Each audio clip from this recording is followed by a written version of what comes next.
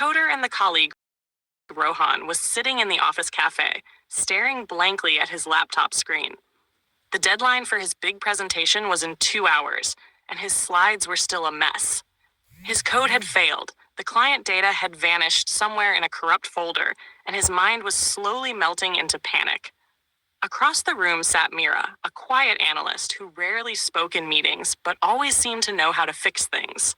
She noticed his face, the pale, half-hopeless look of someone who just realized his career might be about to fall apart. "You look like you're about to throw that laptop out the window," she said, walking over with a small smile. Rohan sighed.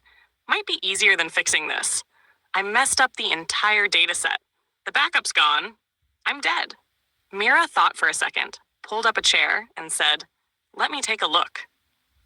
For the next 40 minutes, she quietly sorted through the chaos, reorganized the files, recovered the missing data from the temporary folder, and even formatted the report beautifully. When she handed the laptop back, the dashboard looked perfect. Rohan stared in disbelief. "You just saved me," he said. "Glad to help," she replied, wiping coffee off the table. "Just remember to make a proper backup next time." But the next morning, in the conference room, when the manager praised the presentation, Rohan smiled confidently and said, "Yeah, I pulled an all-nighter cleaning the data and recoding everything. It was brutal, but worth it." He didn't mention Meera once.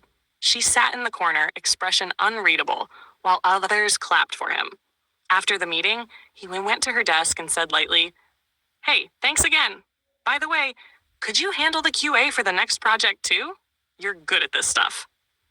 Meera looked up from her screen, her tone calm but sharp enough to cut through his comfort. "I fixed your mess, Rohan, not your manners."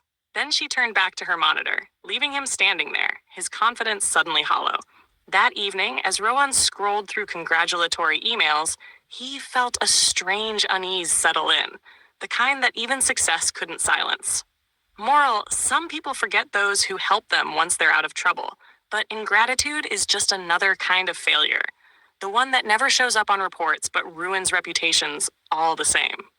If you enjoyed this story, don't forget to hit the like button, share it with your friends, and drop your thoughts in the comments. I'd love to hear them. And of course, subscribe to the channel so you don't miss the next fable.